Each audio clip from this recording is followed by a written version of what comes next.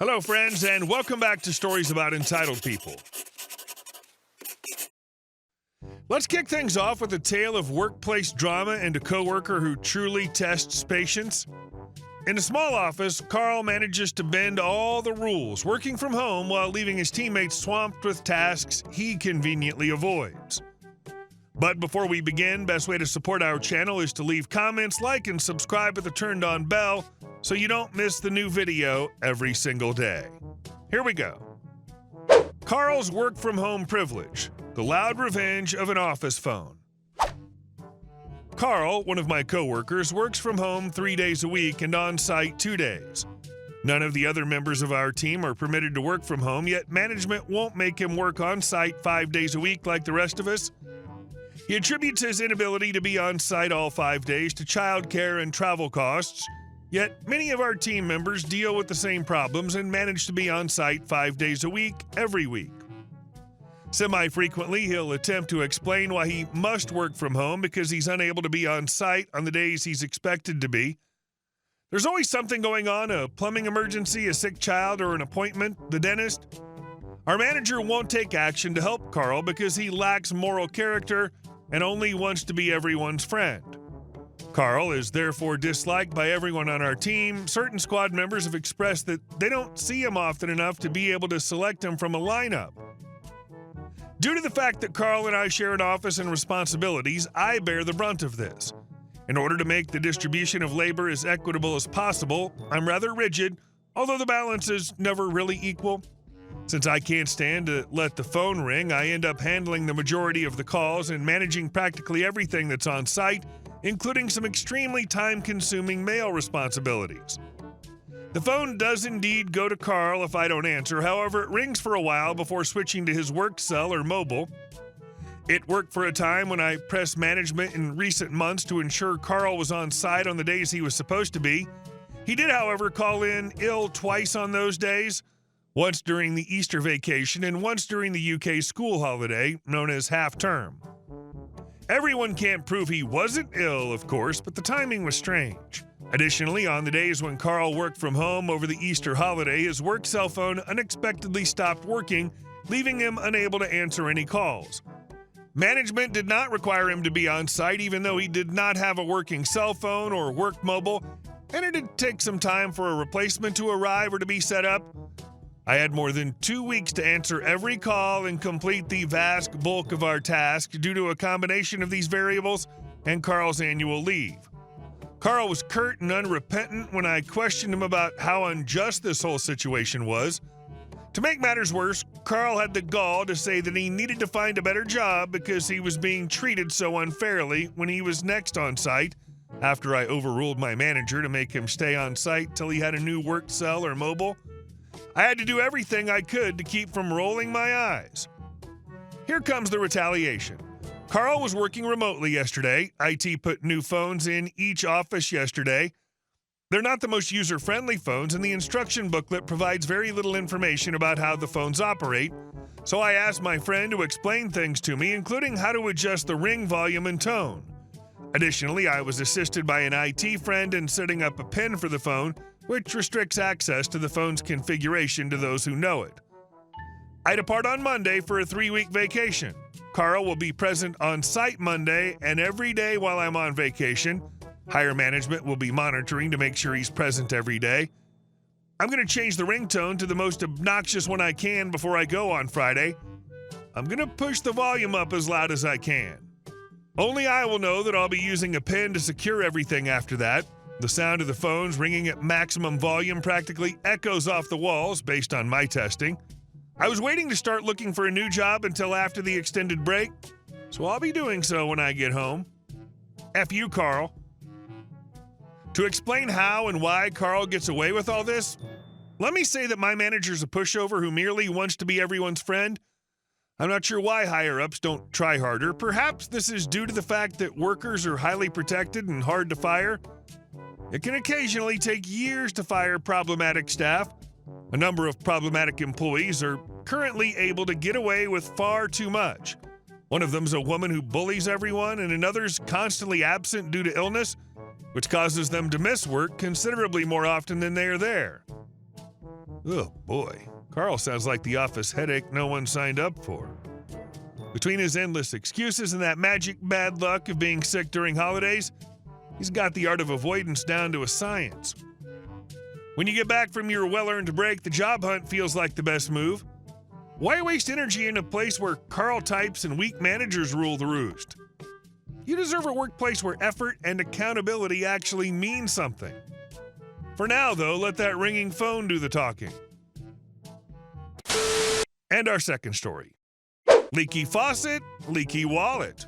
My landlord's refusal to fix a simple problem costs him big. I've been renting a unit in a complex for roughly 10 years, and I own a small business. The complex's longtime owner transferred it to a new firm a few years ago. They started by painting the facade, repaving the parking lot, upgrading the signage, and performing other minor cosmetic work on the site. My initial lease stipulated that the property's owner would take care of any necessary infrastructure repairs, including roofing and plumbing.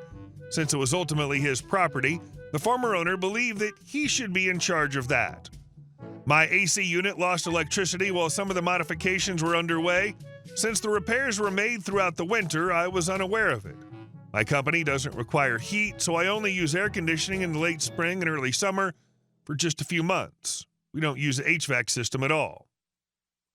When I called my property management, he informed me that our lease was now NNN and that it wasn't their concern. Fortunately, it was only a problem with the outlet, so I was able to change the plug without any problems or extra expenses. The management's persistent insistence that we have a triple net lease is one of the numerous minorly annoying things that they've refused to fix. We experienced a water leak a few months later. The toilet's valve was broken. The landlord attempted to blame me once more, but this time I resisted and showed a copy of my lease that made it very evident that management was responsible for any water-related concerns. Water and gas utilities are covered by my rent, and I don't have to pay for them. Later on, this will become significant. He reluctantly dispatched a plumber to fix the toilet. I told him to have the plumber check out our utility sink while he was there because it was also dripping. He refused to. The dripping faucet has become a fairly constant flow. We tried shutting off the water at the valves. However, the ancient gate valve still won't completely close because of the calcium buildup. Our landlord has heard my numerous complaints about it, and nothing has been fixed. The faucet's been running steadily for the past year or more. I could easily solve the problem because my dad was a plumber for a while, but I refused to out of spite. I once experienced a minor leak at home, which caused my bill to be about $100 higher than usual for the month. In addition to the water being heated by the gas water heater, I estimate that at least $1,000 worth of water has actually been wasted. Let's get this straight. Your landlord ignored a clearly documented responsibility, leaving a faucet to run like Niagara Falls for over a year? Not only are they bleeding money on wasted water, but let's not forget the heated water, a double whammy on their gas bill. And the fact that you know how to fix it but won't out of pure delicious spite? I respect the level of petty energy conservation here. At this point, they've probably spent more money ignoring the problem than it would have cost to fix it a dozen times over. Maybe next time they'll think twice before trying to play legal gymnastics with a tenant who reads their lease. For now, keep your faucet flow symphony running, because sometimes karma drips slowly. And our last story. How I got my nightmare neighbor's car towed and her lease reviewed. I live in a duplex in a suburban neighborhood where parking is entirely on street. Recently, I got my license and added myself to my parents' car insurance to save on costs. It was a big deal to finally have some independence, but that's when the trouble with my neighbor started. This particular neighbor has a bad reputation. She's reckless with her driving. She's already wrecked at least 2 cars and is generally a nightmare to deal with. On top of that, she constantly dumps junk in her yard, blocking shared access to the alleyway, which serves as an emergency exit for the duplex. She's made it clear she doesn't care about anyone else. One day, I parked my car on the street, perfectly legal and well within my rights. A little while later, she pulled up, honking furiously and yelling that I had taken her parking spot. She started screaming at me, threatening to smash my car unless I moved it immediately. I refused to engage and went inside, but she wasn't done. She parked her car inches from my bumper, then brought out her second car to box me in completely, scratching my paint in the process. I was trapped and couldn't leave for work the next morning. This went on for weeks, with her either blocking me in or hogging multiple spaces with her 2 cars, leaving no room for anyone else.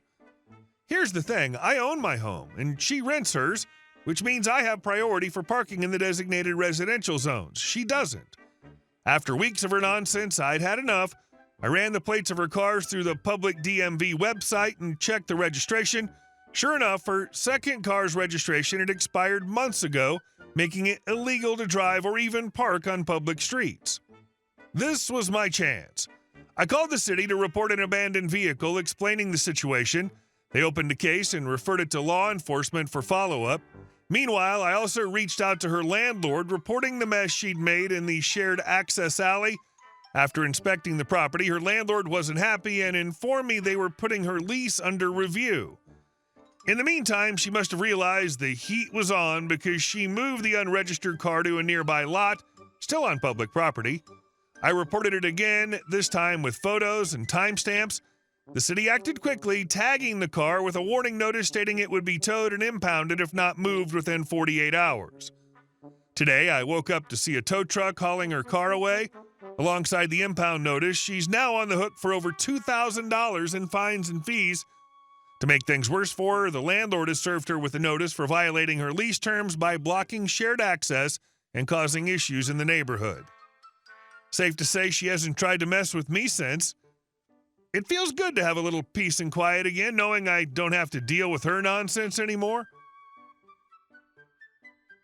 What a satisfying outcome. The neighbor sounds like an absolute nightmare, reckless, entitled, and completely disrespectful of shared spaces. It's incredible how she escalated things from yelling to physically boxing you in with her cars. Trapping someone's vehicle is bad enough, but scratching it and claiming a public street is hers? Next level audacity.